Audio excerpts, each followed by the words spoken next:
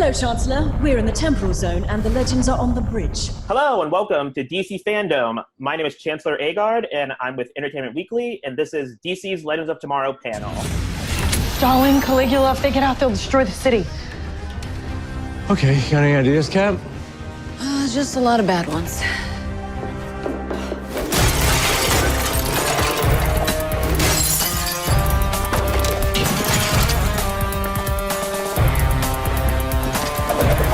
Let's go save the world.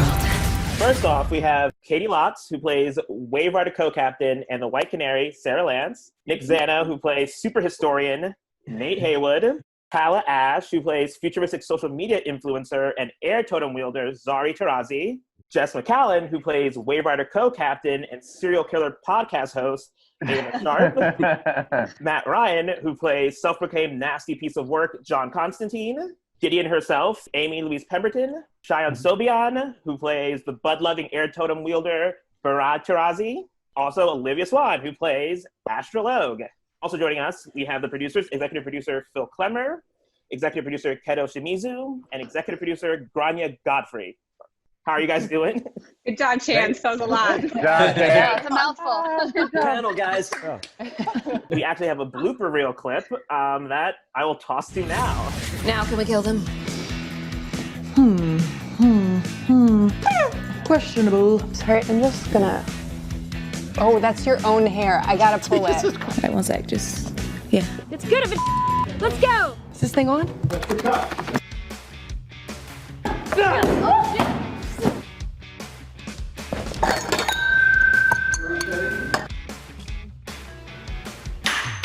Take this. Oh.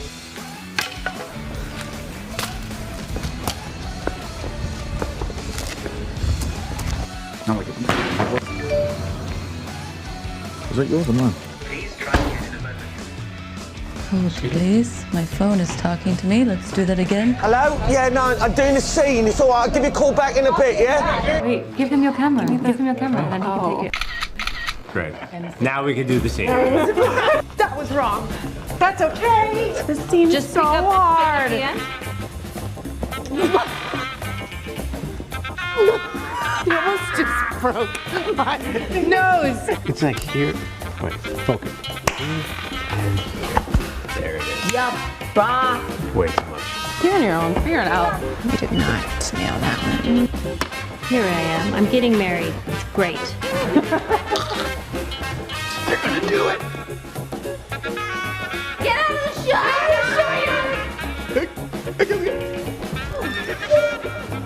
Nuggets done. Gideon, run! Save yourself! Going to hell generated a lot of anxiety. Donna, come. Stay.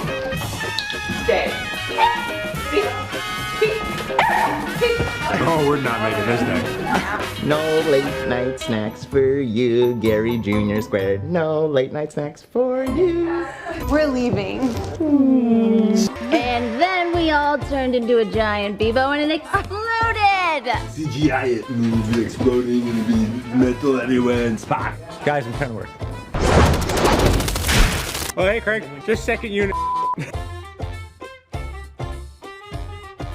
Smile, people! What?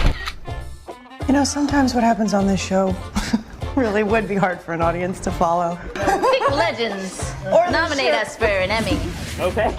It's not easy doing it twice. It's not. No, it's not. No. And this is why I don't act. I feel like this is a weird thing that we're doing. It's virtual as opposed to in a big convention hall because of everything that's going on. I'm curious, what do you guys think the Legends would be doing right now in their own respective quarantines? Oh, God. I think John will be doing what he's always doing, which is having a whiskey and trying not to have a cigarette because he's kind of kicked that habit. So he'd probably just be having a whiskey saying, hey, let the world go by.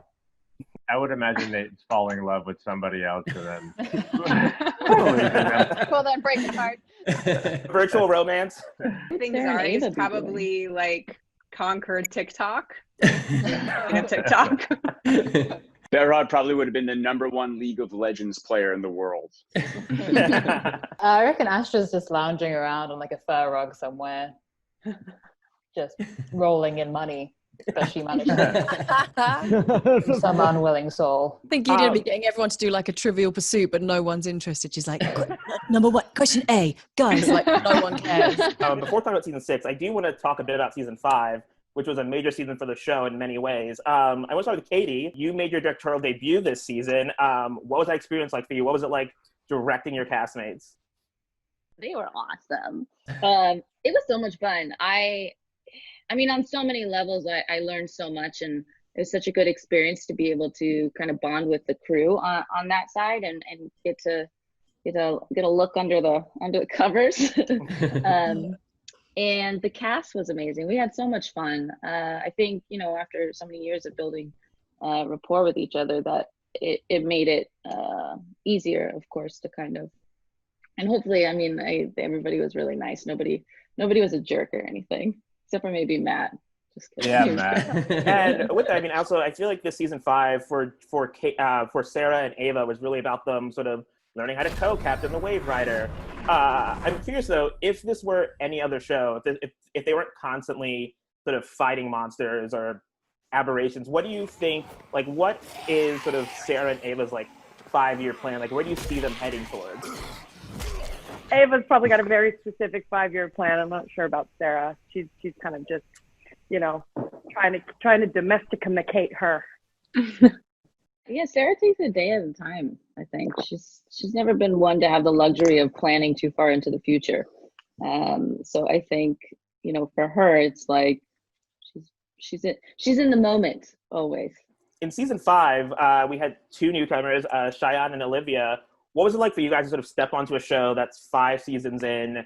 What surprised you the most about being on Legends in your first year? How much fun everyone was having. I kind of walked on and was like, right, I have to be so like on it and I have to know everything, and everyone's going to be, obviously everyone's professional. This isn't me saying that no one is, but it's just like, it was so easygoing. And I think I expected to be like proper, like military, and I got very stressed about that, but it was the opposite. Everyone was so chilled and so welcoming and so lovely. I was definitely nervous going into it, but pretty quickly I was like, oh, okay, this is, it's pretty relaxed and everyone's super chill. So I mean, Sean, you had the added challenge of having to come in and pretend like you'd already been there for 3 seasons. How did you sort of make that work for yourself? I just did it, I tried to chat as much as I could with everyone while, there's a lot of downtime on set, and just like get to know everybody here and there, and then, bring in what you can when we're doing this scene, and just keeping it relaxed. Well, Nick, actually, I wasn't asking you, for you and Cheyenne, I mean, did you guys, because like Nate and Barada are supposed to be best buds in this season, I mean, did you guys do anything to like build that relationship? Like, you guys talk, like, I guess, what did you guys sort of talk about their friendship? Shy and I got on quick. And like, I knew what he was coming into the same way I knew Maddie and Olivia what they were coming into. And that's just something that's pre-established. And that's intimidating because I was a new guy on a lot of shows. So I know what it's like to walk in to not knowing everybody. Get out of your head and just be here with us. Like, I know you're nervous because there's like 7 people in the room. Like, even when Maddie did his first scene with us, like, he had to walk in and talk to 8 of us, talk at 8 of us, and then like hit on Wentworth on his way out. So it was like a really big, rough standard piece. And I feel that, and I wanted Shy not to have that, and let him know as soon as possible that like, hey man, just be here with us because we're all here with each other, and that's just kind of the way our magic works on the floor. He did great at that. I remember we had a conversation day 1, and he was like, by day 4, you'll be feeling good. And he was exactly right. Day 4, I was like, I feel like I've been here the whole time. Like, this is great. So he nailed it. Amy, you're in a unique position where Gideon, you're voicing Gideon, and I think you appear about once a season physically on screen. I mean, what's that experience like for you, sort of doing a lot of your work in a sound booth as opposed to being on the set with the cast that much? It is always really interesting to like come into it from the other side, but I feel like I see you all the time anyway when I'm dropping the voice in, and I've known Matt from before this, so it, everyone's always super welcoming. And from my little booth in LA, I'm curious, when you appear on screen as Gideon, I think because often it's usually like inside someone's mind or they're hallucinating, except for in the Legend of Tsunyama episode where hallucination. But I'm curious, when you play that, do you play it as how you envision Gideon yourself, or how you think the character you're playing opposite with envisions, like sees her? Well, I mean, especially with the last one with Gary, we played that a lot because I think he sees her quite Mary Poppins-esque, hence do and everything was like, oh no, should have just done the whole thing. But yeah, so there's definitely an element to that, and I love everything that's always written. Always love what you guys write. It's amazing. So mostly it's been that, yeah. Kala, I mean, this season you introduced a new version of Zari 2.0. And now as of the end of the season, you're continuing on as 2.0. How do you feel about sort of Zari 2.0 becoming the sort of permanent member on the Wave Rider? I honestly, I do have mixed feelings about it because I really do love both Zari 1.0 and 2.0. So yeah, I was surprised how sort of genuinely sad I was shooting that last episode, and I had these like very split personality moments where I would be like mad at my other self shooting scenes. I would like just be like really angry at 2.0 or vice versa. So yeah, I mean, it's sort of a mixed bag. I'm excited about developing 2.0 further. But yeah, it was sad. It was sad to say goodbye to 1.0. You're on the Wave Rider with Berai. I mean, what are I guess for both you and Shai, I mean, what are you most looking forward to sort of exploring about their sibling dynamic that you didn't get a chance to do in season 5? Yeah, I mean, even though we established this brother-sister relationship, we didn't actually get so much time to get in there before he died and came back to life. So yeah, I mean, I'm sort of interested in, now that like the walls are a little bit down between the two of them, what that, I still think, I mean, I sort of hope it's going to be still a little bit antagonistic brother-sistery, and I imagine the writers are going in that direction. Yeah, like some childhood stuff I think would be really interesting, like exploring like what it was like growing up together, Behrad constantly being in the shadow of his older sister who just was amazing at everything. And even though mom and dad like reading our room notes. Yeah. I just know I can feel it. Yeah. There was a little sister because we had Laurel on early on in the season. Yeah. So there's a little bit, but not nearly as in depth as we get to. Just as well, like last season, when in lots of the episodes when Tala was playing 1.0 and 2.0, literally it'd be like, okay, everybody, you can take a little break now, take 5, and she'd be like going to the thing, changing into the other one, coming back, and like literally like driving the whole day. There's a moment in the room where we were discussing like, should we just keep them both forever? Do you remember? And then we were really having these discussions, and we're like, we're gonna kill the crew, we're gonna kill Tala. And there was a moment where like, love it though, guys. I do love it. I know. I'm ready, but yes, I don't want the crew or any of you to hate me. So yeah. We'll find a compromise. For the writers, can you sort of shed a bit more light on what you guys have in store for these two siblings in season 6? We have a great episode, I think it's number 2 actually, where we really get into exactly what it was like for you, Behrad, to grow up in the shadow of your sister and, having to establish sort of your own thing. And then, you're put into a time period and an undercover identity where you kind of get to do that thing.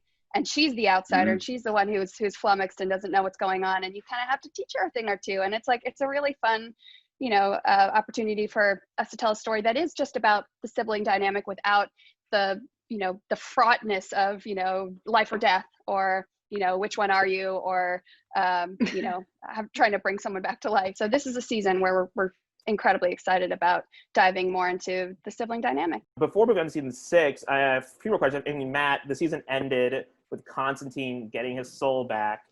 Because for you, how are you sort of feeling about? Great, man. I've lockdown has been the biggest blessing in. I've come home. I've gathered my soul as Constantine. He's happy. I'm happy. That's it.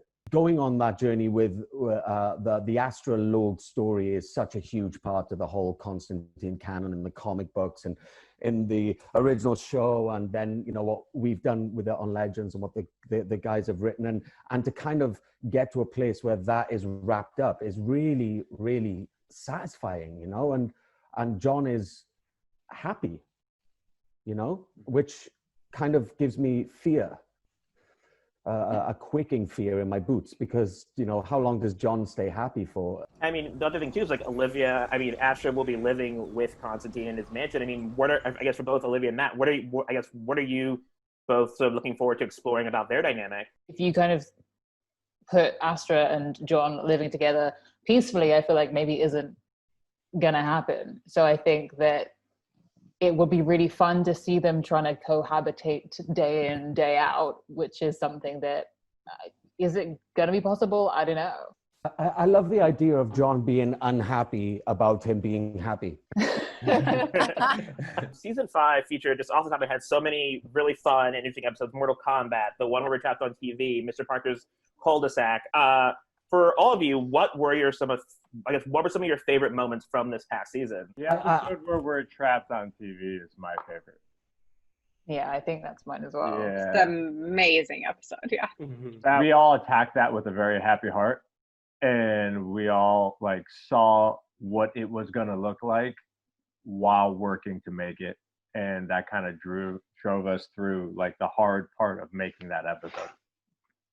It was really cool to become different characters, different universe. Like it's like for doing Star Trek, our little version of Star Trek. We had so much fun doing that.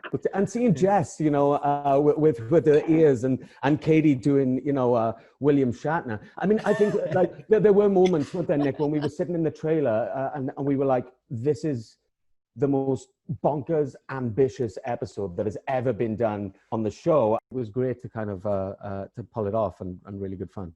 It should be noted, William Shatner tweeted Katie after that episode aired. Really? Did he? Yeah, he did. No way. It's some harsh Yeah, it was criticism of my impersonation. Guggenheim directed that episode, and I remember on the day being like, okay, we were doing a little Spock Shatner throwback fun. Okay, we'll do like a little Sarah and, you know, Ava as Spock and Shatner. And Mark kept pushing us to do in rehearsal, like I want the cadence more. And Katie and I were like ran before the take and just started YouTube deep character study, like YouTube Googling how William Shatner talks and like how to do the cadence and how to do more. Like I lowered my register and my voice. I mean, it was insane. It was ridiculous. Season 5 ended with Sarah being getting abducted by aliens. The writers, what's in store for Sarah in season 6? Well, I don't know if we want to spoil too much, but I'll say with Sarah away, it's like the kids kind of go crazy. I feel like Sarah's kind of one of the grounding influences on the show. The other might be Zari 1.0, but because she's in a totem, everyone's going a little bonkers in her absence. So we really looked at this season in terms of what would it do to people to have Sarah missing. Yeah, and I think, you know, Ava obviously would be a worthy replacement, but she obviously takes Sarah's absence the hardest, and she starts to, you know, get a little bit frayed around the edges as well. So it leaves a bit of a power vacuum, which, you know, unlikely people have to step up to fill. Don't worry, we're not losing Sarah from this story. We will be tracking her adventure, even as she is separated from the team. This show is such an ensemble show. I mean, what has it been like for you guys to sort of write these episodes when you have one of the lead characters completely separate from the rest of the cast? How's it been like writing those stories and breaking those stories and finding that balance? I mean, it's useful when we can just focus on a single character or a pair of characters. I mean, the trouble we get into is when we want to try to tell too many stories at once. And so like every season we kind of resolve to like pare it down and to try to simplify things. Believe it or not, like simplicity is really kind of like a luxury on a show like ours that is so crazy and complicated. It's nice to slow down once in a while. And to, you know, to realize like, okay, yes, we'll get to that story eventually, but like right now, let's just try to focus on something that's, you know, a little more manageable in scale. I think we're also, as a room, really proud of how much joy this show can bring. And especially right now, it feels like everyone needs to see this show. So it's fun to feel like we have a real purpose right now. I feel like the writers on this show are very close. What has it been like having to break a season via Zoom and not being in the physical room together? We all really miss each other, but especially in the early months of the pandemic when there was so much uncertainty and so many questions, it actually was a really great sort of grounding daily activity to have to check in with each other and to see each other's faces. This is going to be a season that will hopefully bring a lot of joy and hope to the, people who watch it. Mm-hmm. And the season, I know we're also getting a new legend this season. What can you guys tease about this new character that's coming on the Wave Rider? She is a young Latinx woman from Texas who was kidnapped by aliens and is kind of got a thirst for vengeance. And so she's going to come up this ship, and she's not going to be the lovable losers that we normally have. She's going to be someone who is pretty tough and gives it to the other legends, and they're going to all have to react to her. And I think it's going to throw them off their feet a little bit. If everyone joins the ship and is our best friends immediately, I mean, where's the story there? Like, you gotta earn that. You gotta earn your spot in the family, There's a reason that so many characters have taken these kind of drastic turns. I mean, Jess came in as the straight woman at the Time Bureau, and then we realized, like, oh my God, we've got like Lucille Ball, like she could do comedy. So like, why are we making her do the serious stuff? And this season's about aliens, and aliens are well-trod territory, both in the Arrowverse, also on TV. I mean, how are you guys trying to put your own spin on that? What does this season look like? I guess how do aliens sort of change the game for the show? I guess, and challenge the theme in a different way. Yeah, I mean, every season we try to go bigger and zanier, which is also interesting this season with trying to be safe and film during possible quarantines. But I feel like if any show can do it, the Legends can do it. Yeah, we're trying to really lean into some genres, like alien genres, which is, that's not, Supergirl does their own version of aliens, and we're really trying to make it feel and look different. We're really, putting our own stamp on it. Nate has endured just tons of loss over his few scenes on the show. His great-grandfather, his father, Amaya, Zari 1.0, Ray. What's in store for Nate in season 6? And is there sort of any hope for him, I guess, like on the horizon for him? For everything that you just said, Chance, I mean, we're acknowledging that, it's been a tough run for Nate. And, as someone who always tries to be like the cool guy who puts his like positive spin on things, like, we're going to be okay. It's going to be fine. It's getting harder and harder for him to do that. Well, now it's time to move on to the true or false question/game. I'll read a statement, and you guys need to tell me if it's true or false. The first round is our Wave Rider round. First question: we have physically seen the character of Gideon 3 times over the course of the series. True or false? It's once every season. Once over the season, yes. So it's false. So, yeah. Amy, you'd know this one. I was like, how many have I read? Oh, yeah. Yes, actually 4 times. So next one, Neil McDonough, who played Damien Dark, once disappeared from set to coach his kid's soccer game. True or false? True. True. Totally true. True. That's cute. Say it's true. Okay, this one. What's the answer? Wait, what was the true. answer? Oh, sorry, it's true. It's true. Oh, sorry. Oh, it's true. It's true, yeah. DC's Legends of Tomorrow was originally planned to be an anthology series. True or false? False. True. True. Phil? What's an anthology series? Okay, false. True. True. Yeah, Katie and Cheyenne were right. It was. That is true. And finally, for this round, Mr. Parker was just a random name that sounded nice. True or false? True. It sounds like a true thing. False, actually. Mr. Parker is named after Phil's assistant, Ian Parker. Who knew? Did Matt Just get say how jealous? much we all love the guy who played Mr. Parker. He's just my like the most. goodness. Brilliant. It's just like He's so great. For season 1, the only British legend that wears a trench coat is John Constantine. True or false? false. False. False it is, yes, because there's also Rip. R.I.P. 2, symptoms of time travel include all of the following: nausea, vomiting, vertigo, temporary blindness, flatulence, and in rare instances, bleeding from the eyeballs. True or false? True. True. True. Sure. True. That is true. Actually, it's false. Flatulence is not a symptom of time travel. Wouldn't the legends know? Really? I mean, the legends know best. No. How do you know, Chancellor? Fair. I'll give that one to you guys. I think Ava can contest to that.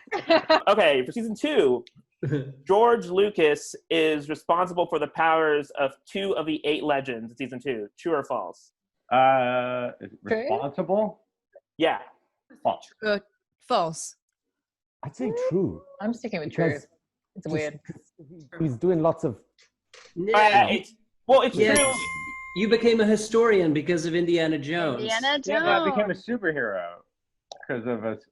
Yeah, but you wouldn't have been a superhero unless you were a historian. Little vague. Again, I'm reading what I was given. There's a whole episode about it. Where when he decided not to finish film school, suddenly you became a yoga instructor, and what did Ray become? Oh, You yeah. guys both lost your powers. That was fun. Okay, season 3, and I think this is going to be an easy one. The team uses the totems to join their powers to become Elmo and defeat Malice in an epic Wild West showdown. True or false? Malice. No, it is Malice. False. False. Well, it's not Elmo. No, It's Steve-O. Steve-O. When Ava recruits Constantine to help with Sarah's possession, she finds him chasing a pig around the room. True or false? True. No, it was a chicken. It was a rooster. Jess is right. Yeah. For season 4, so in a truly meta episode, the team is split into multiple timelines, very similar to TV shows, like Custodians of the Chronology, Sirens of Spacetime, The Fellowship of Tomorrow, Kittens of Meow Meow, and Puppets of Tomorrow. True or false? No, there was no Kittens of Legends of Meow Meow, and the one before that as well, Legends of Meow Meow or something. False. False. False. Chance. That was an episode. That's correct. Yeah, False. Fellowship of Tomorrow and Kittens of Meow Meow were not real thing. Finally, for season 5, Ava Sharp's podcast on serial killers is called Slay Anything. True or false? True, isn't it? I don't think so, but that's a good name. Is that the episode name? That's the episode name. It's false, and it's called Stabcast. Stabcast. Cisco brought his own dragon microphone when he performed in the season 5 finale. True or false? True. We have some fan questions that we've received from around the world, apparently. So from the first one, it comes from the Philippines. Legends has a lot of musical moments. Is a full-blown musical episode in the cards? Yeah, why not? Anything's Yeah. in the cards. We'll literally do anything. Yeah. Wait, does it mean that we don't have to write? should name our seems show that. amazing. Like if we don't No, have you to, still have to just write a bunch stuff. You of have to write little songs. interstitial. No, you Oh. got to have some interstitial things that then turn into songs. Remember? That It's seems like a lot of work. Yeah, like recitative, like speak Yeah. singing. Next question comes from Argentina for the cast, and I guess for the writers as well. How has DC's Legends of Tomorrow changed your lives?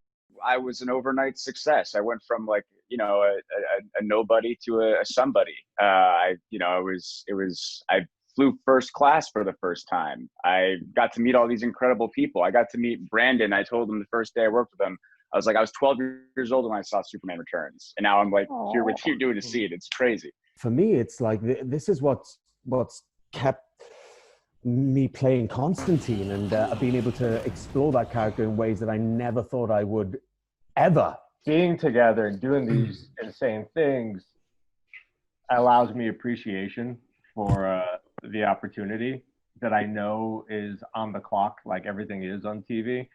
And I just sort of I've never been in a position to where I've been aware of how special it is in real time.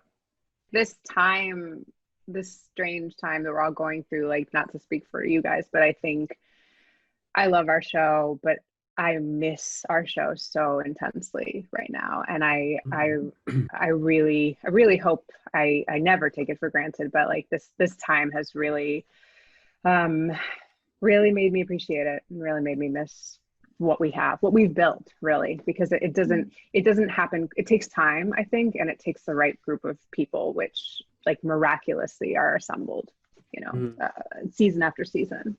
It makes you so grateful that we have professionals that like care so much about this show that they're willing to push themselves every episode, as if it's the last. It really is precious. And final question for the writers: what ideas have you had that have been abandoned for one reason or another in terms of like storylines for the show? We always wanted to get Katie to breakdance, like in the 80s. Yeah. And we've never done that. We're always just trying to crack each other up, and sometimes we get a little too outlandish. So sometimes we have to be reined back. I think that's all the time we have. Thank you all for joining us for this. It's been really fun. For everyone watching, please remember that DC's Legend of Tomorrow, the complete 6th season, is available now on digital and drops on DVD and Blu-ray on September 22nd. And Legend of Tomorrow will be back for season 6 in mid-season 2021. Thank you. Thank you, guys.